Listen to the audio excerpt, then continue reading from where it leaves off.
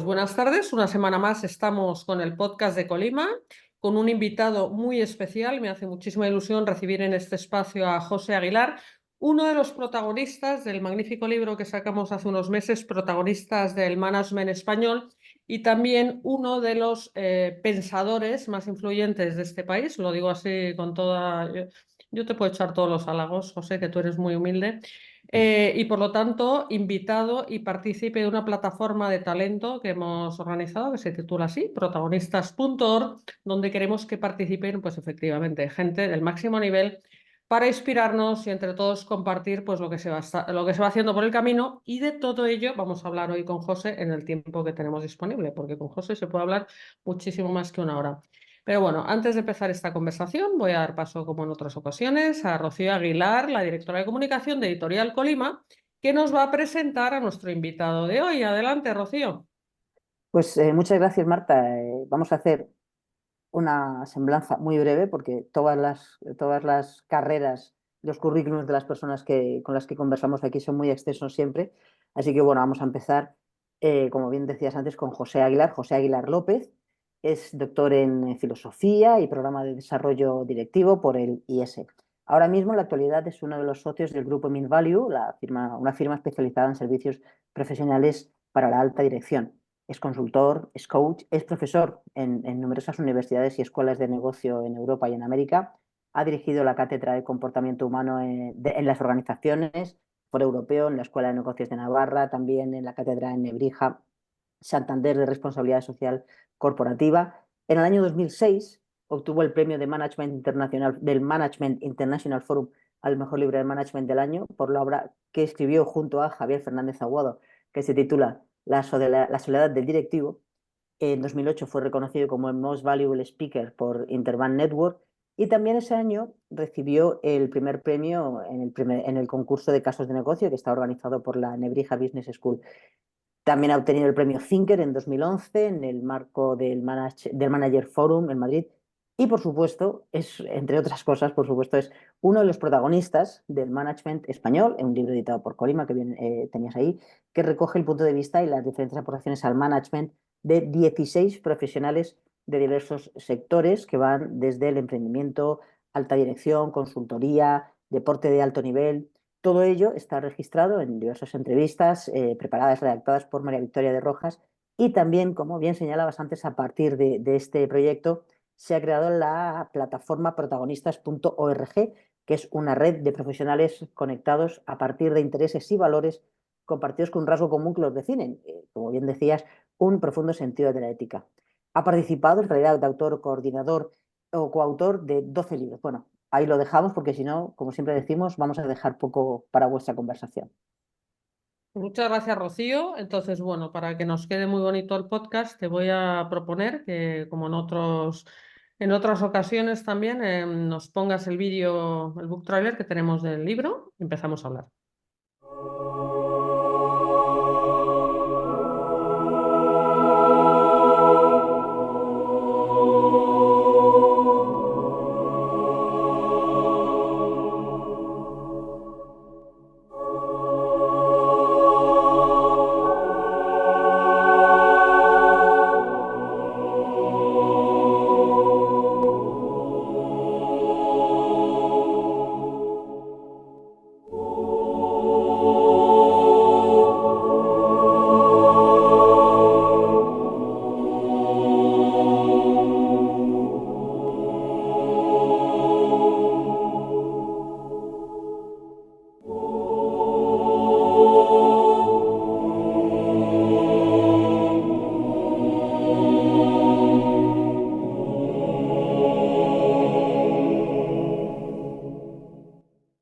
Bueno, José, buenos días, qué ilusión tenerte por aquí, ¿cómo estás? Igualmente, Marta, un placer, participar aquí en el podcast. Oye, estaba pensando que al final tú llevas toda la vida dedicado a estos temas, al management. De hecho, tú y yo nos conocemos hace más de 2 décadas. Así es. Seguramente, a lo mejor incluso 3. Da un poco miedo pensarlo, ¿no? Sí, sí, la verdad es que sí, bastantes años de mi vida profesional los he dedicado a este ámbito que me parece fascinante, porque siempre tenemos un pequeño riesgo, que es la diferenciación, crear dos mundos distintos entre lo que es la investigación, la reflexión, si quieres, teórica, entre comillas, y la práctica. Y nos encontramos con algo que a mí me duele, que es tener mucho talento, mucha inteligencia tanto en el ámbito académico, de investigación, de reflexión conceptual acerca de cómo se dirige, y luego mucho talento y mucha inteligencia también en gente que dirige en el día a día muchas organizaciones. Pero parece que son dos mundos que no acaban de encontrarse. Y creo que es muy urgente que sepamos encontrar sinergias entre esas dos formas de inteligencia que efectivamente pueden retroalimentarse mutuamente. Es decir, que la vida real del management de las organizaciones, gente que está día a día sacando servicios públicos o bien cuentas de resultados, se inspiren y aprovechen el trabajo de reflexión de personas que están en el ámbito académico y que por otra parte el ámbito académico beba en la fuente más importante de todas, que es la interacción constante pegada al terreno de la gente que está sacando adelante sus organizaciones.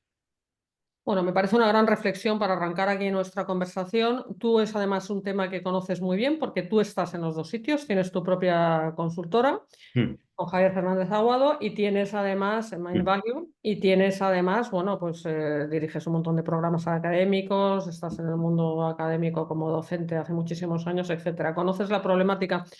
Es curioso, ¿no? Efectivamente, hay gente que sabe, o sea, por la praxis, estos directivos, gente que está en las organizaciones que va practicando bueno, y hay estos pensadores. Yo te he definido como un pensador influyente, porque Mm. sinceramente creo que lo eres. Sabes que yo te admiro mucho desde hace muchísimo tiempo, he leído todos tus libros.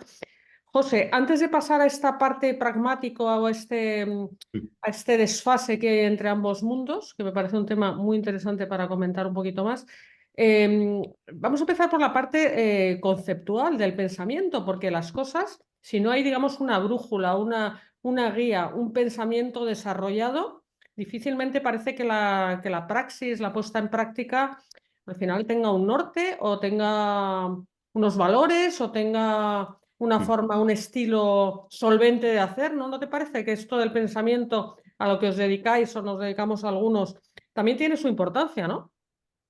Sí, siempre y cuando, como te decía, pues tengamos esa conexión personal, profesional, con lo que a veces se denomina mundo real. Todo es mundo real, obviamente, pero ese mundo real donde se está jugando la vida de las organizaciones, la vida de la sociedad. Pero nos falta tiempo. Para mí esta es la primera reflexión. Estamos en un entorno que es extraordinariamente demandante desde el punto de vista de tareas, actividades, y ese día a día tan intenso, tan vertiginoso en ocasiones, hace que nos falte tiempo para lo importante, para pensar, para reflexionar dónde estamos, dónde queremos estar. Y para mí quizás esta sería la primera reflexión que te hago, ¿no? Para mí un buen directivo es alguien que no es apresurado, ¿eh? Parece que a veces es una contradicción, porque reunión tras reunión, pues al final la gestión es extraordinariamente demandante y parece como que no podemos andarnos con contemplaciones. Parece que la reflexión es propia de gente que está fuera un poquito de la realidad, que se puede tomar el lujo de ver las cosas con distancia, pero para mí el tiempo de reflexión no debería ser exclusivo, no debería ser ese lujo que se permiten en ocasiones personas con una orientación más académica. Yo, desde luego, cuando veo a un directivo con prisas, alardeando de que es el último en cerrar la puerta de embarque en un aeropuerto, ¿no? Me parece que es alguien que está yendo por detrás de los acontecimientos. Para mí tiene una carencia grave desde el punto de vista de la gestión, porque gestionar es ver las cosas con perspectiva. Y cuando alguien dirige bien, es capaz, digamos, de delegar, o de encomendar a sus equipos esa tarea más de día a día, esa tarea más absorbente. Pero para mí un buen indicador de que alguien dirige bien en organizaciones grandes, me refiero con exigencia desde el punto de vista de objetivos, es que puede estar en su despacho sin constantes interrupciones. Sin ir con la lengua afuera. O sea, yo cuando veo a un directivo, a un alto directivo aparentemente relajado, me parece que ha alcanzado ese punto de perfección que le permite aportar lo más específico de su rol directivo. Y además, incluso a la gente que le rodea, sus propios equipos, en su propia organización, el ver a alguien demasiado urgido inspira desconfianza. Ver a alguien que no es que esté pasando, no es que esté, digamos, adoptando una postura cómoda. Es una postura claramente exigente, pero que al mismo tiempo mantiene una cierta sensación de control. Eso inspira confianza. Muy bien, me parece fenomenal porque eso es parte, vamos, eso es realmente a lo que se tiene que tender, ¿eh? Se nos olvida. Creo que hay una parte de casposidad española en este sentido, ¿no? Yo que he tenido la oportunidad de trabajar en la City de Londres, recuerdo que estaba muy mal visto. Yo venía, claro, de otro entorno aquí donde salíamos habitualmente tarde, muy tarde de la oficina. En otra época que tuve, José, que me dedicaba al corporate finance, estas cosas de M&A y todas estas cosas así de ejecutiva agresiva. Y pues, estaba muy acostumbrada a salir muy tarde y era lo que se estilaba en España. Y en Londres, salir más allá de las 6 de la tarde era vamos, eras estigmatizado porque ya se te consideraba si tienes algún problema, algún falta de productividad, se te cuestionaba, ¿sabes? Ese alargamiento de la jornada laboral, ¿no? Exactamente, eso es lo que dicta el sentido común. Se trata de que en una organización donde los procesos están bien definidos, donde las estructuras se ajustan a la realidad del negocio, se supone que en principio las cargas de trabajo se adaptan a las capacidades y a los recursos disponibles. Y por lo tanto, como bien dices, si alguien prolonga una jornada laboral es porque pues ha planificado mal su tarea o se ha dilatado en ella más de lo estrictamente necesario. Es cierto que en toda actividad pueden surgir imprevistos, que puede haber incidencias que requieran una dedicación suplementaria de tiempo y de trabajo. Eso forma parte de la vida y yo creo que todos lo asumimos.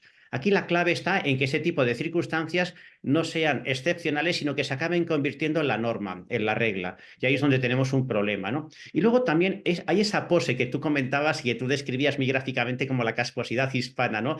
Que es que parece como que si alguien te pregunta qué tal, cómo te va, tienes que decir, uf, liadísimo, ¿no? O sea, parece como que si no dices eso o no lo muestras con tu propia actitud, con una especie de cara de prisa, parece que tu posición es una posición secundaria, que has perdido peso, que has perdido impacto. Es todo lo contrario. O sea, me encantaría que se fuese consolidando esa imagen del buen directivo como alguien que no te digo que ofrezca siempre una imagen como si acabara de salir del spa, pero desde luego esos rostros demacrados, esas ojeras, esa impresión de ir con prisas y sobre todo esas jornadas indefinidamente prolongadas, me parece que son mucho más expresivas de una falta de planificación y de una imagen de escaso control que de una auténtica responsabilidad y de una buena calidad de management.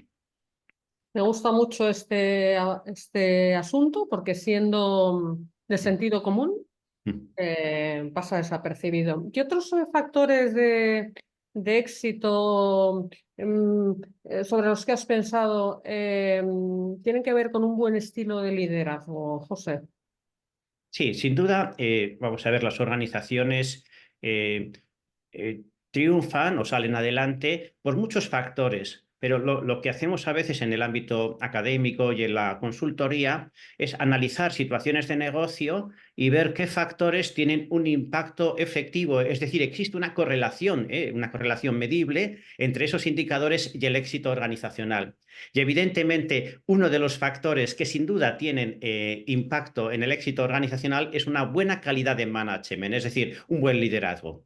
Lo que hemos observado es que a lo mejor un equipo, el mismo equipo, con los mismos recursos, en la misma situación de negocio, lo único que cambias es el management y de pronto los resultados cambian. Por lo tanto, cuando hablamos de liderazgo no hablamos de algo difuso, no hablamos de una pose, de una puesta en escena, de alguien que pone una determinada cara. El liderazgo se manifiesta de manera primaria por una mejora en los resultados de la organización. Y tanto en el ámbito público como en el ámbito privado, cuando hay un buen liderazgo, lo que observamos es que la calidad del servicio público o bien los resultados de una cuenta de explotación mejoran. O sea, todo lo demás son palabras, son simples puestas en escena.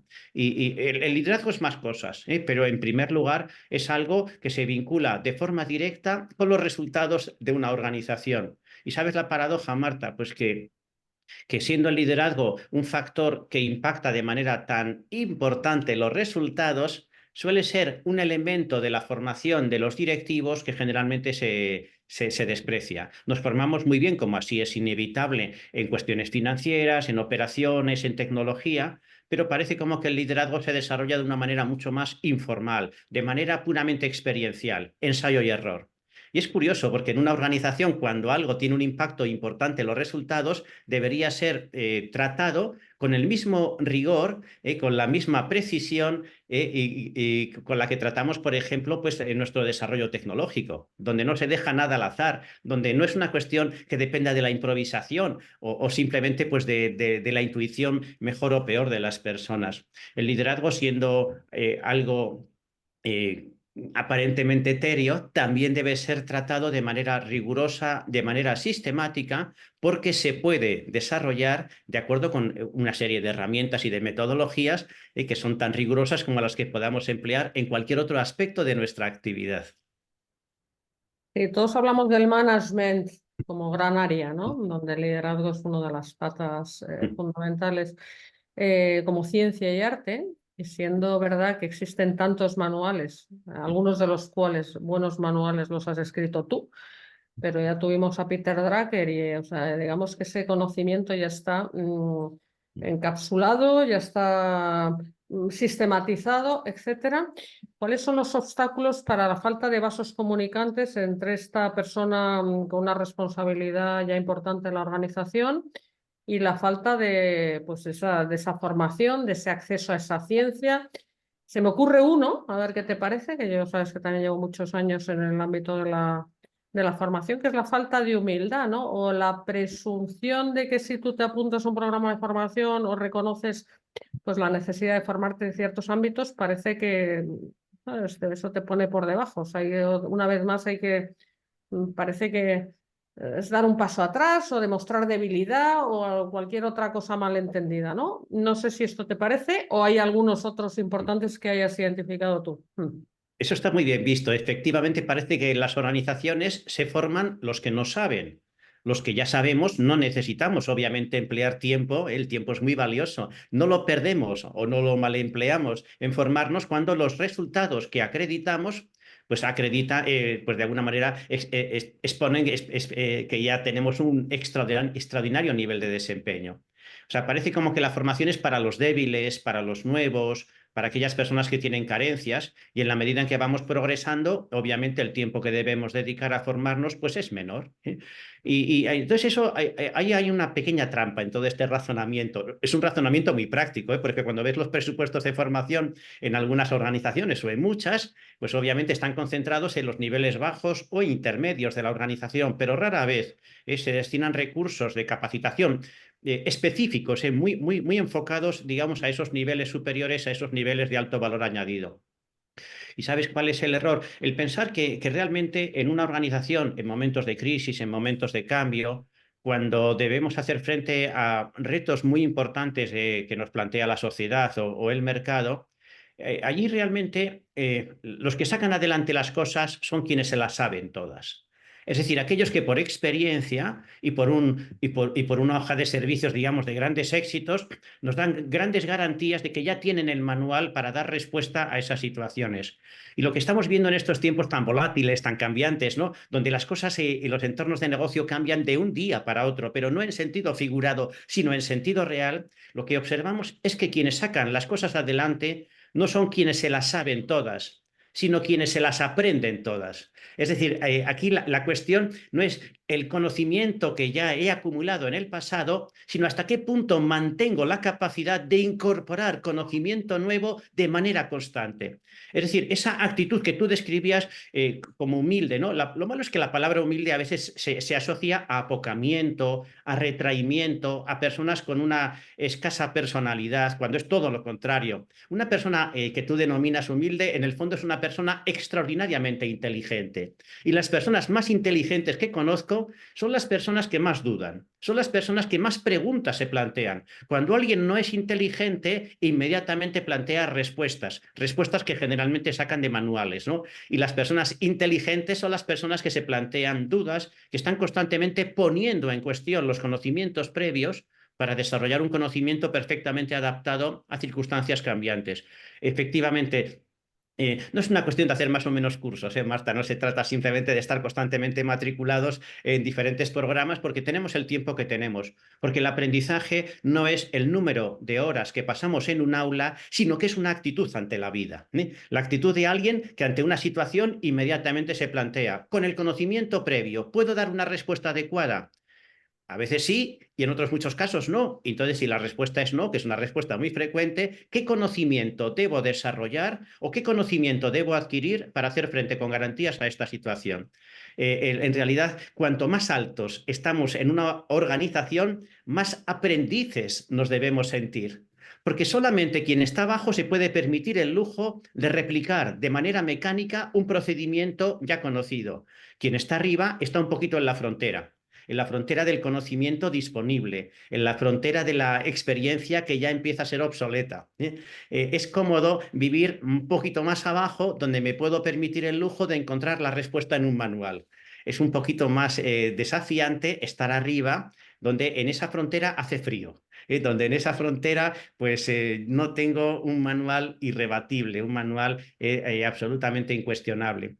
Esa humildad de aprender es lo que diferencia a alguien que simplemente maneja procesos ya conocidos frente a alguien que adopta posturas muy competitivas porque es capaz de entender y de encontrar respuestas ante situaciones nuevas.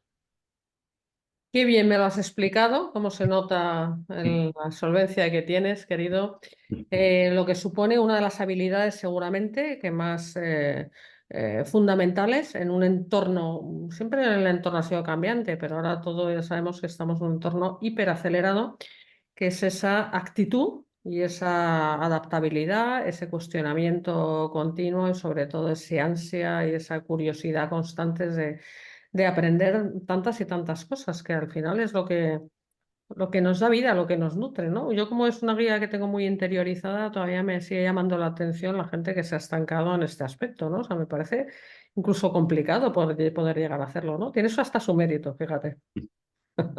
Sí, sí. Desde luego tiene mérito porque a veces aprender cansa.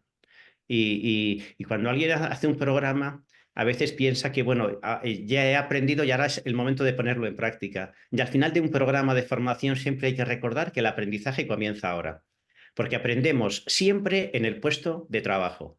La formación formal, los cursos, los programas no son más que un catalizador. Es algo que acelera internamente o que dota a las personas de la capacidad de aprender. Pero el aprendizaje real es al día siguiente de acabar un curso, cuando con los conocimientos, con las claves, con la perspectiva que nos pueda dar ese curso, de pronto estamos en condiciones de extraer todo el potencial de aprendizaje que una situación de negocio nos aporta. Tú antes mencionabas que uno aprende del conocimiento y ahora estás hablando de las experiencias propias en el puesto de trabajo, que estoy totalmente de acuerdo, o sea, por el simple hecho de estar y con la actitud adecuada y de meter horas y estar pues en tantos y tantos sectores de actividad con un montón de multidisciplinares, un montón de implicaciones pues tecnológicas, globales, se aprende muchísimo. Pero antes has hecho referencia en otra intervención tuya a cómo se puede aprender de otros. Eso no es tan inmediato si no sales de tu endogamia y de tu sector.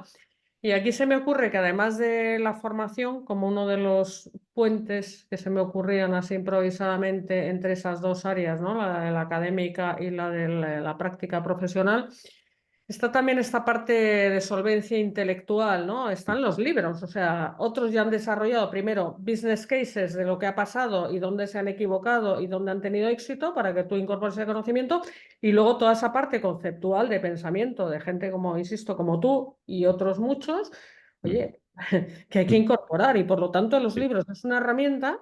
Pero que hay que cultivar y que uno tiene que buscar el tiempo, el espacio y también, una vez más, la actitud pues para ir avanzando en todo lo que se está escribiendo y lo que ya se sabe en la historia de la humanidad, me atrevería a decir, ¿no? Porque hay que volver a los clásicos también, ¿no?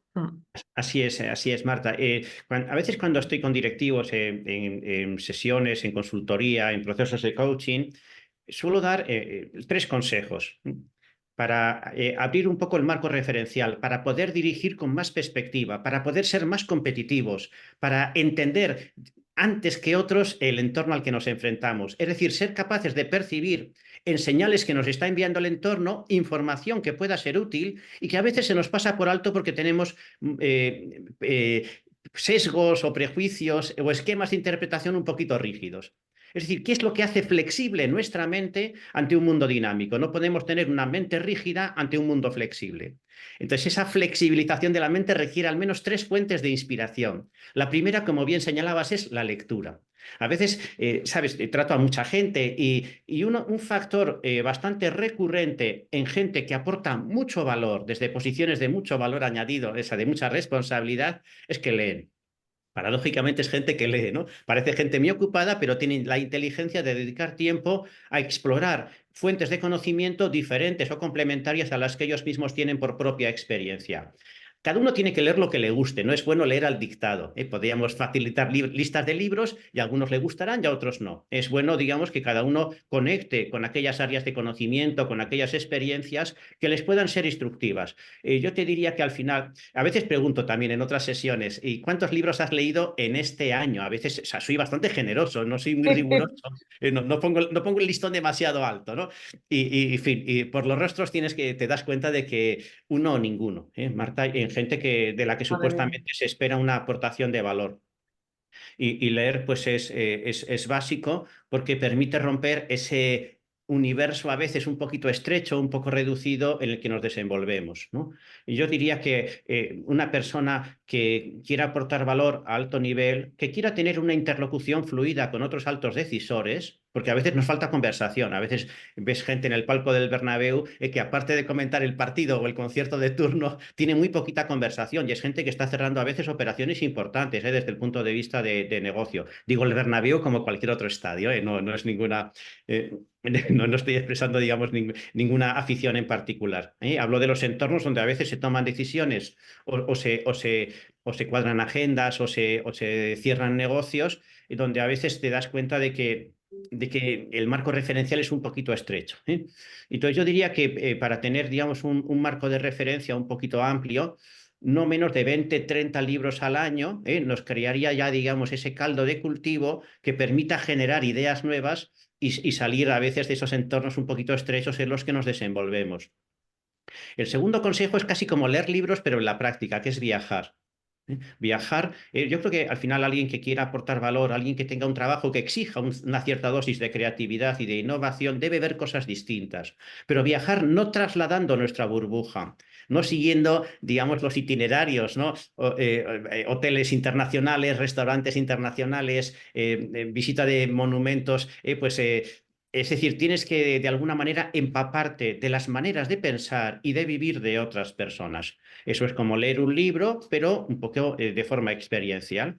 Y, y la tercera consejo para abrir la mente, para ser flexibles, es dedicar tiempo a aficiones que no sean estrictamente profesionales. Hay gente a la que le gusta el teatro, el cine, la naturaleza, a caballo o caminando, es decir, cualquier tipo de experiencia que de alguna manera te haga conectar con realidades distintas a las habituales. Por mi propia experiencia profesional, las personas más creativas son las personas que acaban dedicando tiempo, y no poco, a actividades extraprofesionales. Porque precisamente en esos entornos en los que tengo otro tipo de experiencias distintas, es donde a veces encuentro inspiración, donde a veces encuentro ideas para cambiar, para mejorar una situación de mi negocio o de mi gestión pública. Entonces, es curioso, ¿verdad?, que para ser mejor líder o para ser mejor manager, tengo que dedicar tiempo a tareas que no son específicas o exclusivamente profesionales. Porque a veces la gente que solo se dedica a trabajar acaba trabajando peor, ¿eh? Y la gente que se dedica a cosas distintas del propio trabajo acaba aportando a su trabajo esa inspiración que ha obtenido en otros entornos. ¿Qué te parece la meta de 20, 30 libros al año? Y no es muy exigente, es una meta que podemos todos alcanzar simplemente pues si tenemos un libro a mano y en esas esperas, en esos momentos de viaje, hay muchísimos momentos muertos en apariencia y es una pena. A mí el concepto de tiempo muerto me parece deplorable, porque el tiempo es vida, ¿eh? Y por lo tanto cualquier momento puede ser un momento para estar teniendo experiencias que bajo algún punto de vista nos aporten valor. Yo creo que es un objetivo asequible al que le vea el interés. Y hay libros tan magníficos, o sea, enganchan tanto. Yo siempre he dicho, o sea, que nosotros proporcionamos itinerarios de lectura. Si la gente no sabe por dónde empezar, por favor, escribirnos y os damos una lista de esos 20, 30 libros para arrancar y nunca, ¿sabes? Os engancharéis y nunca volveréis atrás. O sea, es que es algo, la gente se está perdiendo la mitad de la vida. A mí que me angustia cuando veo mi biblioteca, digo, joder, o sea, me quedan menos años y todo lo que tengo por leer, ¿no? Pero eso, esos deberes que hice, los clásicos, etcétera, que me llevé en mi juventud, pues eso ya, eso el tiempo vuela. Hay que espabilar. Oye, José, en términos de diagnóstico de cómo está el directivo medio español, tú que tienes clientes y alumnos de muchos países, eh, ¿cómo estamos ahora mismo respecto a otros en cuanto a nuestra calidad en esto del management, del gobierno de personas y organizaciones? ¿Cómo lo ves? Sí, mira, hay una primera reflexión y es que el management en las últimas décadas ha seguido un cierto proceso de homogeneización. Es decir, las grandes escuelas han marcado unas tendencias, las grandes corporaciones también. Durante gran parte del siglo XX hemos sido dependientes de los modelos de gestión de las empresas más grandes y de mayor éxito, que han sido fundamentalmente empresas americanas y empresas europeas. Y entonces eso ha creado, con algunas particularidades dentro de cada entorno cultural, algunas prácticas de management que hasta cierto punto son estándar. De tal manera que con pequeños matices, al final un buen manager pues lo puede ser igual pues, en Los Ángeles, en Londres, en Madrid, Barcelona, etcétera, ¿no? O en Milán, es decir, que acabamos creando unos estilos más o menos homogéneos. Bueno, en ese sentido, pues yo he visto grandes directivos españoles triunfando en multinacionales, triunfando, vamos a ver, triunfar al menos en el sentido de aportar o firmar cuentas de resultados extraordinarias en grandes corporaciones a nivel global. O sea que en ese sentido, un directivo español pues estaría exactamente al mismo nivel, sin complejos y sin arrogancia, pues frente a colegas suyos de cualquier otro entorno de países desarrollados.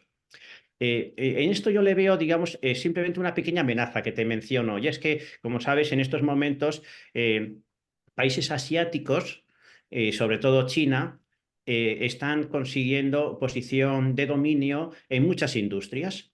De tal manera que si ibas a Harvard hace 20 o 30 años, el primer caso pues, podía ser de General Motors o un poquito más adelante de Apple o de Microsoft, ¿no? En estos momentos, si vas a Harvard, el primer caso que estudias en cualquier programa es un caso de una empresa china, porque son conscientes de que efectivamente en un mundo global no podemos seguir mirando no solamente el ombligo de las prácticas de gestión que hemos desarrollado en el pasado, sino que hay también otras prácticas de gestión que empiezan ya a implantar grandes compañías asiáticas. Y entonces aquí es cierto que debemos prestar atención a esas prácticas de management propias de países asiáticos o que se han desarrollado de manera nativa en esos entornos. Y un poco mi preocupación o mi reflexión es hasta qué punto esas prácticas de gestión no van asociadas también a unos ciertos valores o a una visión de la vida, porque no olvidemos que la colonización hasta cierto punto cultural del mundo no fue solamente por la fuerza de las armas o de los mercaderes, sino que también fue por la fuerza de los valores. Europa en su momento pues, expandió por el mundo una serie de valores pues, de derechos humanos, etcétera, en los que yo creo y creen otras muchas personas, ahora que tenemos unas elecciones al Parlamento Europeo. Inevitablemente el auge de las empresas asiáticas y específicamente chinas va a suponer también la transferencia de valores bueno, efectivos, que van a afectar a la sociedad, van a afectar a las personas. Y a eso hay que prestar atención. Aquí la cuestión no es solamente si una empresa es más grande que otra, sino también si los valores subyacentes son valores que compartimos más o menos, ¿no? Es cierto que también los países asiáticos legítimamente pues, rechazan esa especie de colonialismo, ¿no?, occidental que ha impuesto históricamente una serie de valores. Y yo creo que ahora estamos en un conflicto que tiene que ver con geopolítico, estamos en un conflicto también entre corporaciones. Pienso, por ejemplo, en esta extraordinaria batalla que se está librando en torno al coche eléctrico. Bueno, al final la gente comprará un coche eléctrico u otro en función del precio y de las prestaciones, ¿no? La cuestión es hasta qué punto eso también lleva implícito un cambio un cambio, vamos a decirlo con estas palabras, desde el punto de vista de los valores que ha soportado el desarrollo en Occidente y que ahora están soportando el desarrollo en Oriente.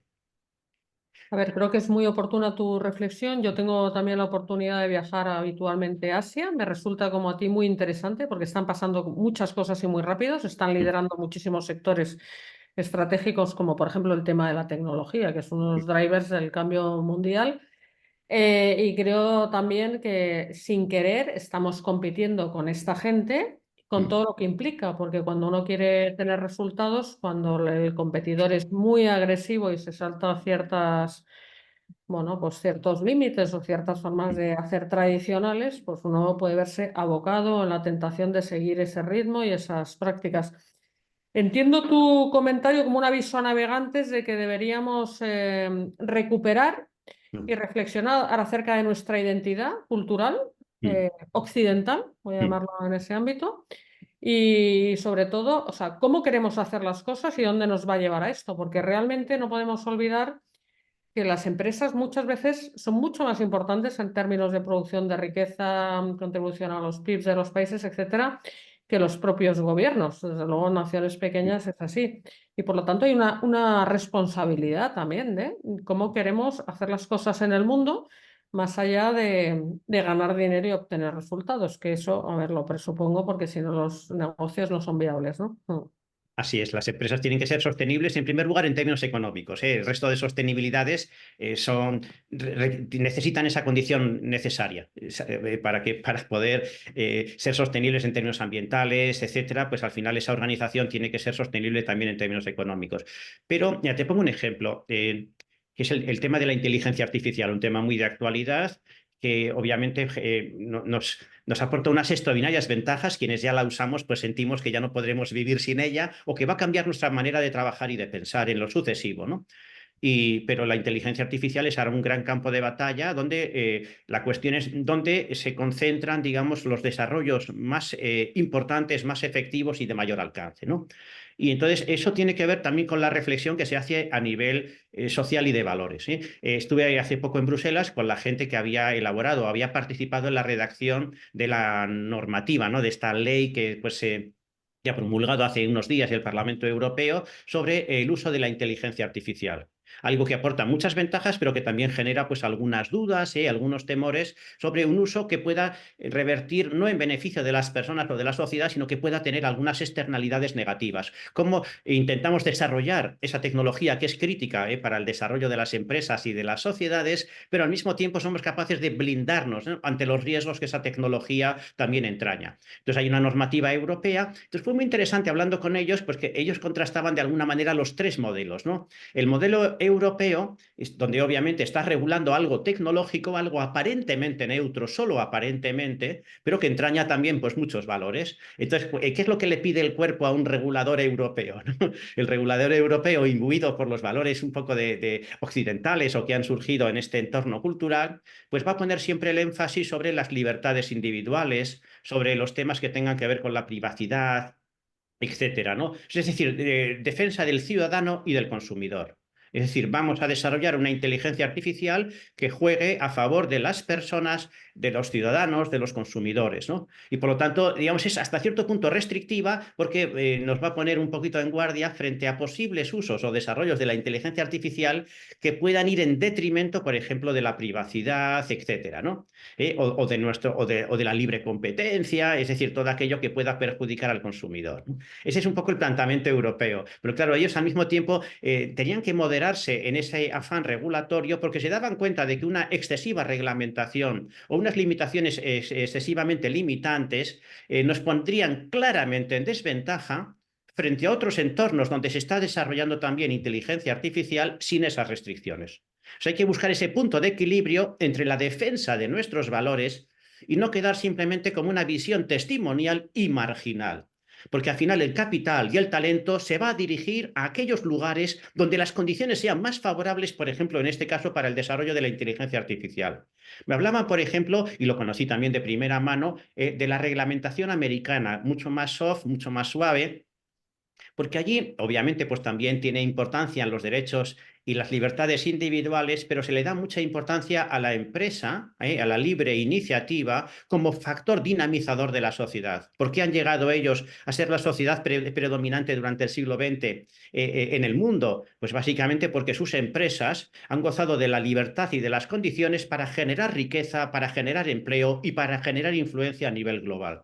Entonces ellos tienen muy en cuenta la dimensión, si quieres, personal, ¿no?, de derechos y libertades, pero tienen muy en cuenta la importancia de apoyar a sus propias empresas. Y luego vamos a China, ¿eh? Y en China nos encontramos con un entorno donde son, hay que decirlo también en positivo, tienen una visión mucho más a largo plazo que nosotros, tienen una visión mucho más social o colectivista que nosotros, que corremos el riesgo de ser muy individualistas, muy cortoplacistas, y eso les permite planificar a más largo plazo. Y además para ellos, pues todo aquello que contribuya al desarrollo de China como proyecto colectivo, pues es bueno, y aquello que les ponga en una situación competitiva peor, pues es malo. Eso hace que los límites desde el punto de vista regulatorio son muchísimo más leves. Y en realidad solo hay uno, desde mi punto de vista. Todo aquello que perjudique o que vaya en contra de los postulados del Partido Comunista de China es malo. Pero salvo eso, cualquier otra cosa es permitida. Es permitida aún más, es incentivada en la medida en que permite que China sea el lugar donde los desarrollos en inteligencia artificial acaben convirtiéndose en la pauta o en el estándar, ¿no? Tenemos una batalla importantísima porque al final, a partir de 2023, que fue el año en el que se popularizó, la inteligencia artificial existe desde hace décadas, pero se popularizó en 2023 a través de ChatGPT y otras aplicaciones que permitían el acceso masivo de la población a este tipo de tecnología. Esto ya se está convirtiendo un poco en la base tecnológica del futuro. Y entonces quien tenga los desarrollos más avanzados en este ámbito va a tener una ventaja competitiva enorme. ¿Qué es lo que está en juego? No solamente están en juego inversiones, no solamente están en juego posición de dominio dentro de un mercado. Está en juego también los valores que subyacen tras todos los desarrollos tecnológicos y tras la reglamentación que los regula. Está muy bien. Estaba pensando que estamos volviendo al inicio de la conversación, cuando en términos del individuo hablabas de que hay que hacer las cosas con calma y pensar bien lo que se hace. O sea, cada vez que damos un paso al frente no nos damos cuenta. Es la vida, decidir, ¿no? Pero decidir quiere decir apuestas por una cosa y dejas la otra. Sí. Y a lo mejor estás dejando algo importante que nunca volverá, porque lo que ha costado conseguir ciertos derechos y ciertos valores, sin darnos cuenta nos los vamos cargando y la siguiente generación, o sea, no sabe ni que existieron, ¿no? Es una cosa relevante a tener en cuenta, ¿eh? Totalmente, o sea que al final, por eso, efectivamente, como bien dices, hay que volver al comienzo, es decir, que cuando se dirige a alto nivel, no me estoy refiriendo a un middle management que es muy operativo, que está muy enfocado a los resultados, a unos determinados indicadores de desempeño, me estoy refiriendo al liderazgo al más alto nivel, lo que requiere es una visión holística, darnos cuenta de que aspectos como, por ejemplo, en este caso la tecnología, no es algo que pueda estar solo en manos de tecnólogos, ni siquiera de economistas, es algo que requiere un debate público. Es algo que requiere entender sus externalidades, sus consecuencias desde el punto de vista social, ético, etc.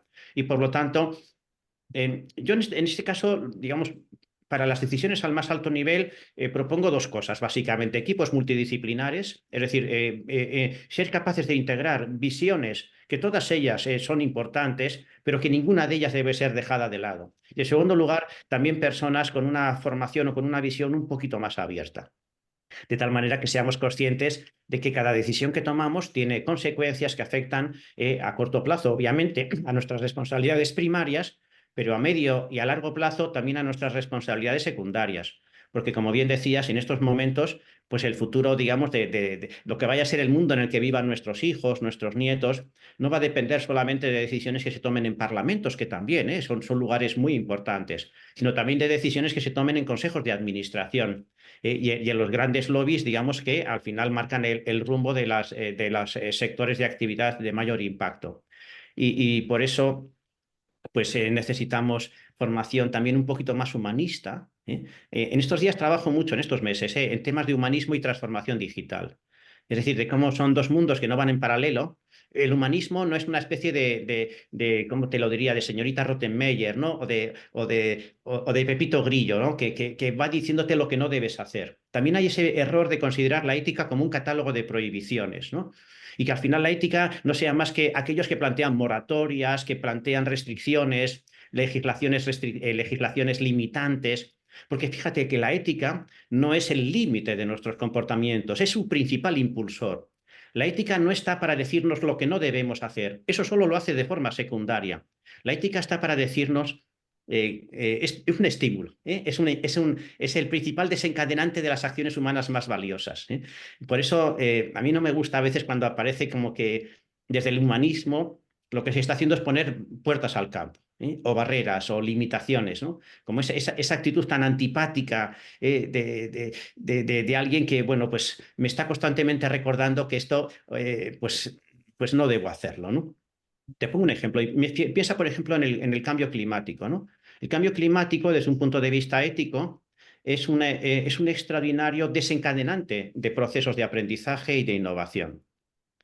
O sea, el cambio climático no solamente te dice no debes emitir carbono, debes limitar tu huella de carbono, etcétera, ¿no?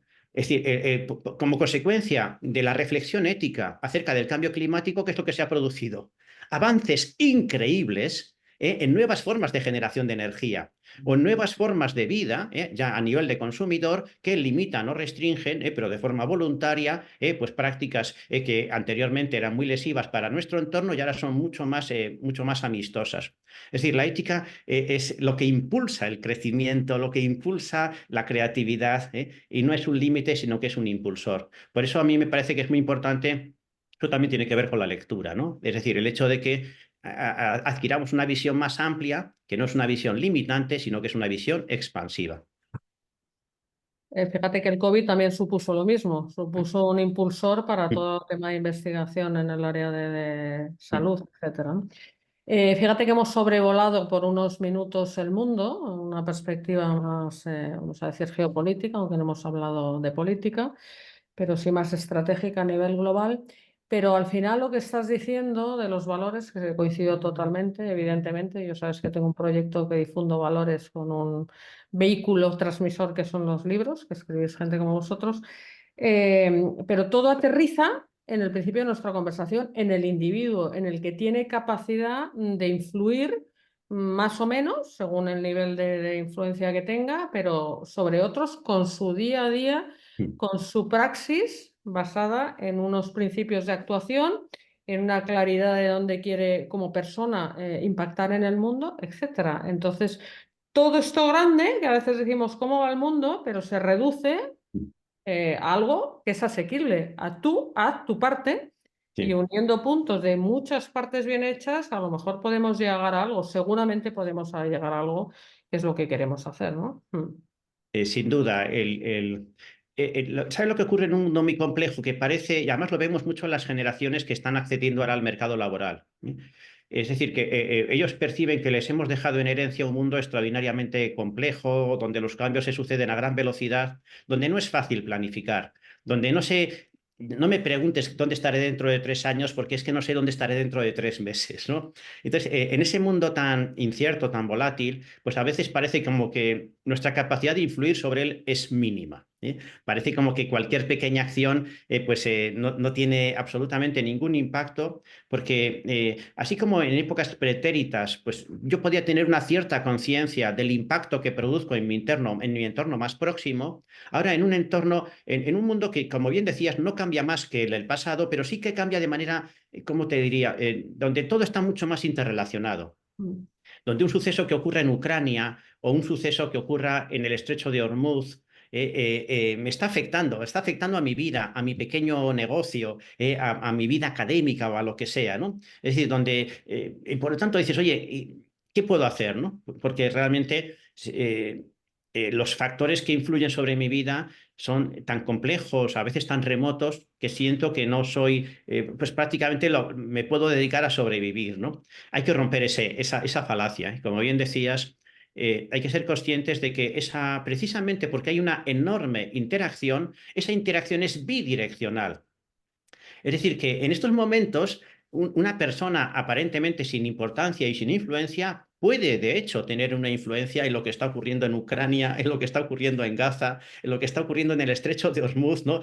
O en la reglamentación sobre la inteligencia artificial. Por una parte, somos víctimas de esas enormes avalanchas de información y de sucesos que a todos nos afectan, pero hasta cierto punto también podemos ser protagonistas, ¿eh? Hay gente que lo entiende y es muy activa, por ejemplo, en redes sociales, es consciente de que esos grandes problemas que nos afectan como humanidad, ¿no? Y que nos afectan a nivel social, ya no son solamente, no son cosas que simplemente observo como testigo, sino que también puedo ser protagonista.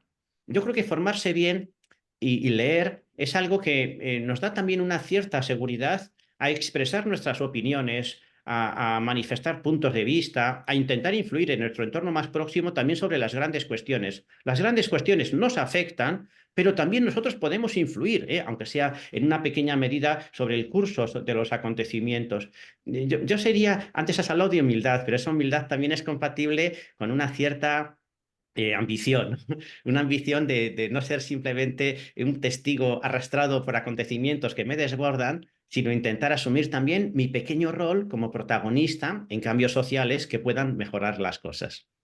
Humildad en la forma y ambición en el fondo.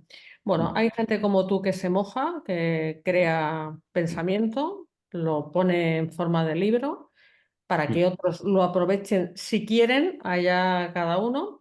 Pero para facilitar, fíjate, más fácil no lo has podido poner, José, es que 20, 30 libros al año ya vamos por el buen camino, ¿no? Entonces, para facilitar esa lista, voy a dar paso a Rocío, que tenemos la sección de librería, a ver qué recomendaciones de lectura nos trae. Rocío, adelante.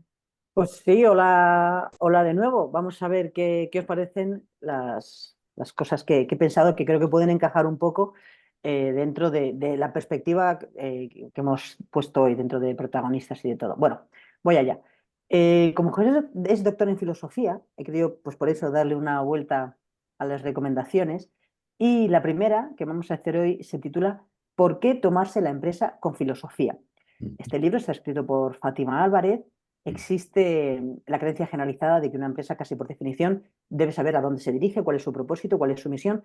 Como es lógico, es lo mismo esperamos de las personas que ocupan los puestos de responsabilidad, que sean determinadas, infalibles, que tomen todas las decisiones sin vacilar, pero la realidad de cada día nos dice que la dirección de un negocio es un jardín inagotable de preguntas, dudas, situaciones imprevisibles que hay que controlar. Entonces, Fátima Álvarez nos conduce a lo largo de 2500 años de filosofía para ofrecernos respuestas, o al menos las herramientas que las grandes mentes de la historia hallaron antes que nosotros, y lo hace de un modo para poder adaptarlas a los problemas de una empresa, la felicidad de nuestros equipos, la salud mental, fuga de talento, los propósitos. Y muchas veces todos estos conceptos, pues hay veces que están un poquito enmarañados y pues se hace un poco difícil distinguir algunas cosas. Entonces, en este libro, que os recuerdo el título, ¿Por qué tomarse la empresa con filosofía?, nos invita a ver el escenario actual con la mirada de la filosofía, a tirar del hilo de esas ideas para desenmarañar un poco el ovillo y comprender en el mundo de la empresa dónde vamos y dónde estamos y hacia dónde vamos, ¿no? Y la segunda recomendación de hoy va a ser un libro de Editorial Colima, viene de la mano de Enric Lladó, sigue un poco la dinámica, ¿no? En el caso un poco de la filosofía y todo esto, pero nos vamos a acercar a la cultura japonesa. Os voy a recomendar un libro que se titula Samurai, porque plasma un modelo de liderazgo basado en un personaje muy arraigado en la cultura japonesa, pues como decía antes, como son el samurái, los samuráis.